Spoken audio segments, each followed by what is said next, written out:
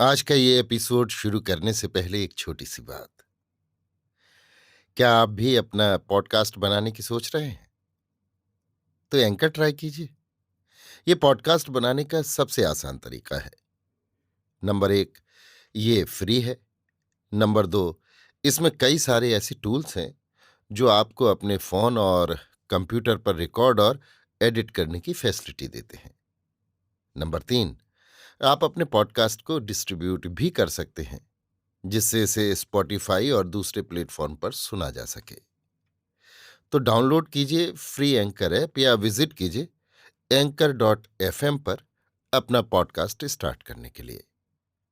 ये तो थी एक छोटी सी जानकारी, और अब शुरू करते हैं एपिसोड का सिलसिला। तो आज के एपिसोड में लीजिए सुनिए सूर्यकांत त्रिपाठी निराला के लिखे उपन्यास अप्सरा का भाग 20 मेरी यानी समीर गोस्वामी की आवाज में। दूसरा स्टेशन वहां से 5-6 कोस पड़ता था। रात को 1:30-2 बजे के करीब गाड़ी पहुंची। तारा ने रास्ते से ही कनक को घूंघट से अच्छी तरह छिपा रखा था। स्टेशन के पास एक बगल गाड़ी खड़ी कर दी गई। चंदन टिकट खरीदने और आवश्यक बातें जानने के लिए स्टेशन चला गया। राजकुमार से वहीं रहने के लिए कह गया। गाड़ी रात 4 के करीब आती थी। चंदन ने स्टेशन मास्टर से पूछा तो मालूम हुआ कि सेकंड क्लास डब्बा मिल सकता है। चंदन भाभी के पास लौटकर समझाने लगा कि फर्स्ट क्लास टिकट खरीदने की अपेक्षा उसके विचार से एक सेकंड क्लास छोटा डब्बा रिजर्व करा लेने से सुविधा ज्यादा होगी। दूसरे, कीमत में भी कमी रहेगी। तारा सहमत हो गई। चंदन ने 100 रुपये तारा से और ले लिए। रास्ते भर कनक के संबंध में कोई बातचीत नहीं हुई। चंदन ने सबको सिखला दिया था कि कोई इस विषय पर किसी प्रकार का जिक्र न छेड़े। हरपाल सिंह के आदमी स्टेशन से दूर उसके लौटने की प्रतीक्षा कर रहे थे। चंदन सोच रहा था स्त्रियों को वेटिंग रूम में ले जाकर रखे या गाड़ी आने पर चढ़ावे। हरपाल सिंह फुर्सत पा टहलता हुआ स्टेशन की तरफ चला गया। चंदन डब्बा रिजर्व कराने लगा। राजकुमार को तारा ने अपने पास बैठा लिया। कुछ देर बाद शंका से अगल बगल देख दाख सीना तानता हुआ हरपाल सिंह लौटा। तारा से कहा, यहां तो बड़ा खतरा है बहन, संभल कर जाना। लोग लगे हैं, सबकी बातचीत सुनते हैं और बड़ी जांच हो रही है। राज्य के कई सिपाही भी हैं। राजकुमार की आंखों से ज्वाला निकलने लगी, पर संभल कर रह गया। तारा घबरा कर राजकुमार की तरफ देखने लगी। कनक भी तेज निगाह से राजकुमार को देख रही थी। स्टेशन की बत्तियों के प्रकाश से घूंघट के भीतर उसकी चमकती हुई आंखें झलक रही थीं। कुल मुखाकृति जाहिर हो रही थी। तारा ने एक सांस लेकर हरपाल सिंह से कहा, भैया, छोटे बाबू को बुला तो लाओ। स्टेशन बड़ा था, बगल में डब्बे लगे थे, कई कर्मचारी थे। चंदन का काम हो गया था। वो हरपाल सिंह को रास्ते में ही मिल गया। उनके पास आने पर तारा शंकित दबे हुए स्वर से स्टेशन के वायुमंडल का हाल, अवश्यंभावी विपत्ति से घबराई हुई कहने लगी। चंदन थोड़ी देर सोचता रहा, फिर हरपाल सिंह से कहा, भैया तुम चले जाओ। भेद अगर खुल गया और तुम साथ रहे तो तुम्हारे लिए बहुत बुरा होगा। हरपाल सिंह की भौहें तन गईं, निगाह बदल गई।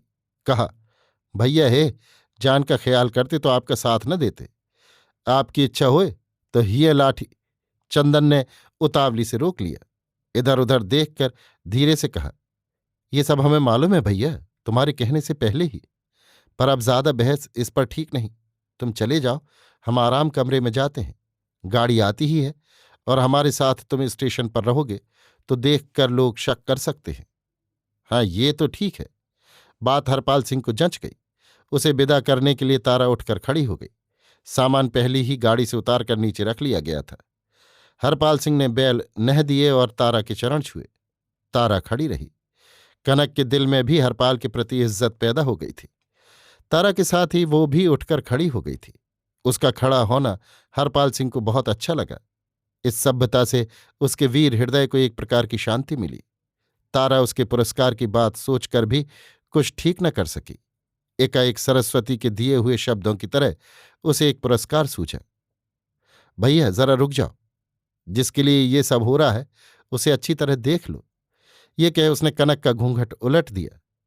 वीर हरपाल सिंह की दृष्टि में जरा देर के लिए विस्मय देख पड़ा। फिर न जाने क्या सोचकर उसने गर्दन झुका ली और अपनी गाड़ी पर बैठ गया। फिर उस तरफ उसने नहीं देखा। धीरे धीरे सड़क से गाड़ी ले चला। राजकुमार और चंदन 50 कदम तक बढ़कर उसे छोड़ने गए।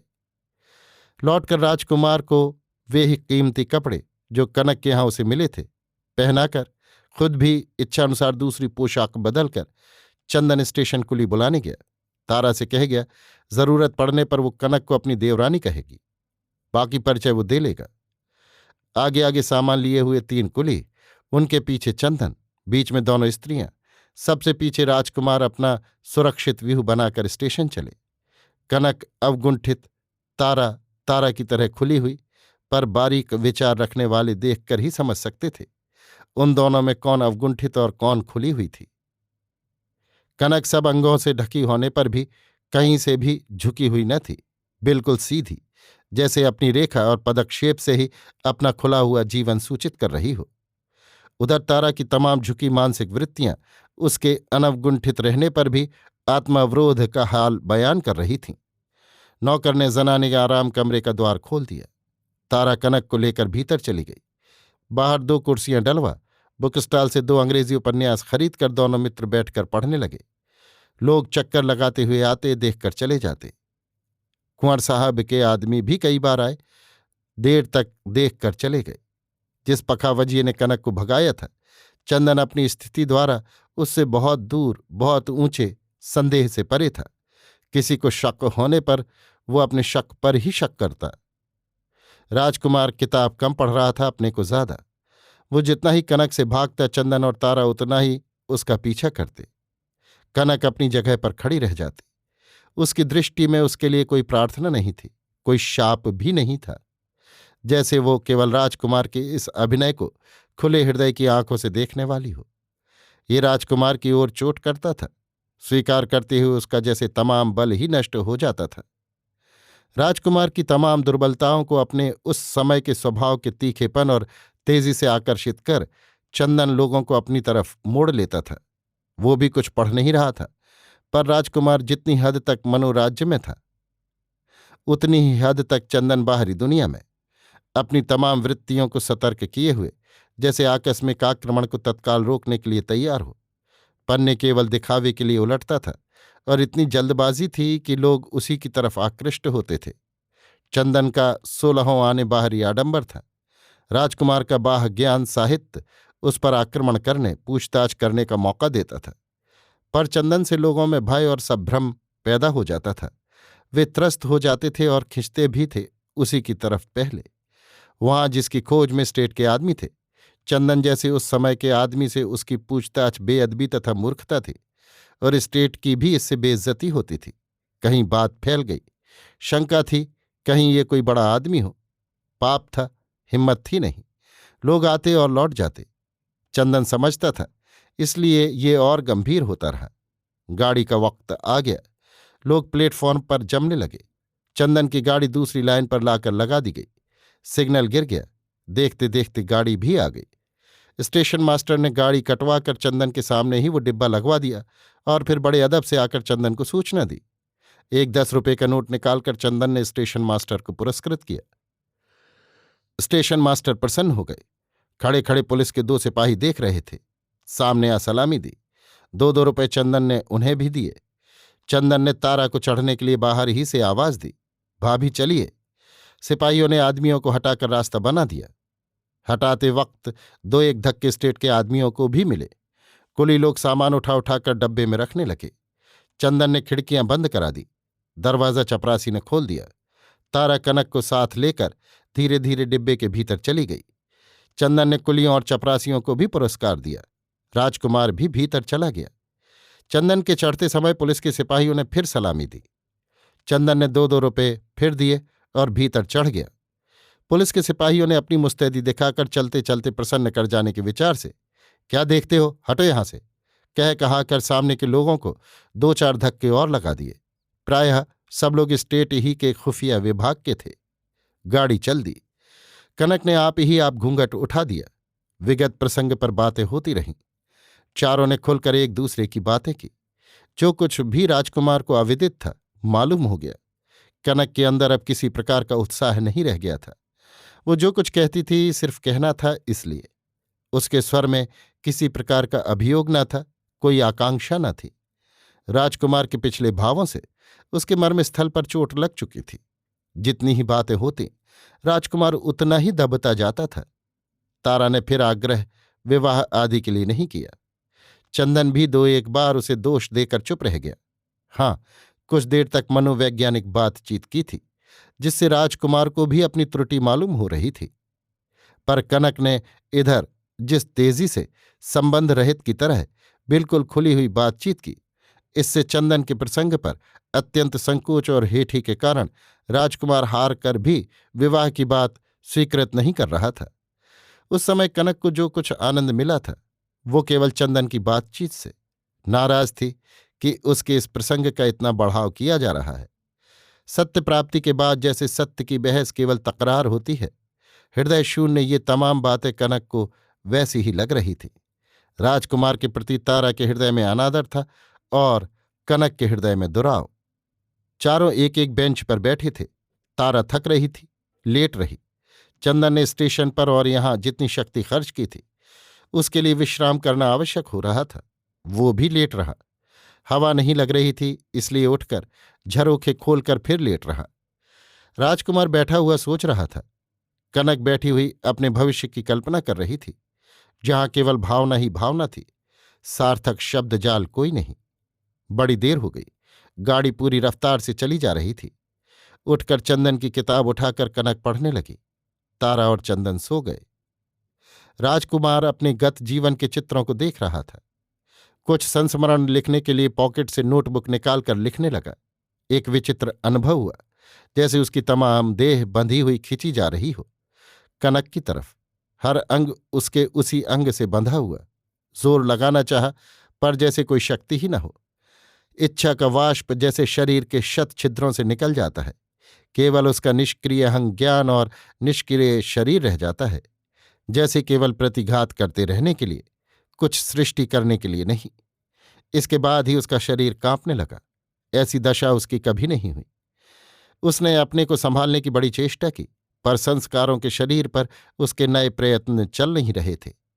जैसे उसका श्रेय जो कुछ था, कनक ने ले लिया हो, जो उसी का हो गया था। वो जिसे अपना समझता था, जिसके दान में उसे संकोच था, जैसे उसी के पास रह गया हो और उसकी वश्यता से अलग। अपनी तमाम रचनाओं की ऐसी विशृंखल अवस्था देख वो हताश हो गया। आंखों में आंसू आ गए। चेष्टा विकृत हो गई। तारा और चंदन सो रहे थे। कनक राजकुमार को देख रही थी। अब तक वो मन से उससे पूर्णतया अलग थी। राजकुमार के साथ जिन जिन भावनाओं के साथ वो लिपटी थी, उन सबको बैठी हुई अपनी तरफ खींच रही थी। कभी कभी राजकुमार की मुख चेष्टा से उसके हृदय की करुणाश्रित सहानुभूति उसके स्त्रीत्व की पुष्टि करती हुई राजकुमार की तरफ उमड़ पड़ती थी। तब राजकुमार की क्षुब्ध चित्त वृत्तियों पर एक प्रकार का सुख झलक जाया करता था। उसे कुछ सांत्वना मिलती थी। नवीन बल प्राप्त कर वो अपने समर के लिए फिर तैयार होता था। कनक रह रहकर खुद चलकर अपनी निर्दोषता जाहिर कर एक बार फिर अंतिम बार के लिए प्रार्थना करने का निश्चय कर रही थी। लज्जा और मर्यादा का बांध तोड़कर उसके स्त्रीत्व का प्रवाह एक बार फिर उसके पास पहुंचने के लिए व्याकुल हो उठा। पर दूसरे ही क्षण राजकुमार के बुरे बर्ताव याद आते ही वो संकुचित हो जाती थी। जब कनक के भीतर सहृदय कल्पनाएं उठती थी, तब राजकुमार देखता था कनक उसके भीतर उसकी भावनाओं से रंगकर अत्यंत सुंदर हो गई है।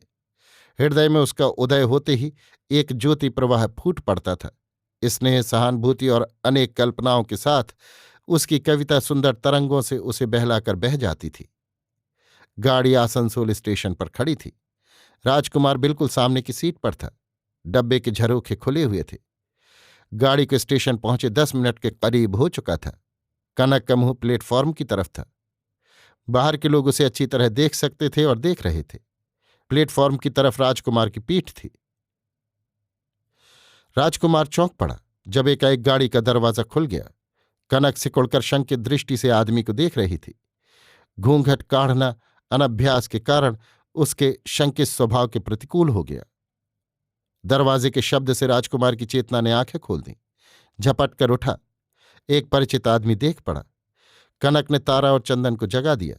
दोनों ने उठकर देखा, एक साहब और राजकुमार दोनों एक दूसरे को तीव्र स्पर्धा की दृष्टि से देख रहे थे। तुम शायद मुझे नहीं भूले, हैमिल्टन, राजकुमार ने अंग्रेजी में डपट कर कहा। साहब देखते रहे। साहब के साथ एक पुलिस का सिपाही और स्टेशन मास्टर तथा और कुछ लोग, स्टेशन के और कुछ परिदर्शक एकत्र थे। साहब को बुरी तरह डांटे जाते देखकर स्टेशन मास्टर ने मदद की। इस डब्बे में भगाई हुई औरत है, वो कौन है? है नहीं, है कहिए, उत्तर तब मिलेगा। आप कौन है जिन्हें उत्तर देना है? राजकुमार ने तेज स्वर से पूछा। मेरी टोपी बतला रही है, स्टेशन मास्टर ने आंखें निकाल कर कहा। मैं आपको आदमी तब कहूंगा जब जरूरत के वक्त आप कहें कि एक रिजर्व सेकंड क्लास के यात्री को आपने कौन है कहा था। स्टेशन मास्टर का चेहरा उतर गया। तब कांस्टेबल ने हिम्मत की। आपके साथ वो कौन बैठी हुई है? मेरी स्त्री, भावज और भाई। स्टेशन मास्टर ने साहब को अंग्रेजी में समझा दिया। साहब ने 2 बार आंखें झुकाए हुए सिर हिलाया, फिर अपनी सीट की तरफ चल दिए। और लोग भी पीछे पीछे चले। दरवाजा बंद करते हुए सुनाकर राजकुमार ने कहा, कावर्ड्स, यानी डरपोक सब। गाड़ी चल दी। अभी आप सुन रहे थे सूर्यकांत त्रिपाठी निराला के लिखे उपन्यास अप्सरा का भाग 20, मेरी यानी समीर गोस्वामी की आवाज में।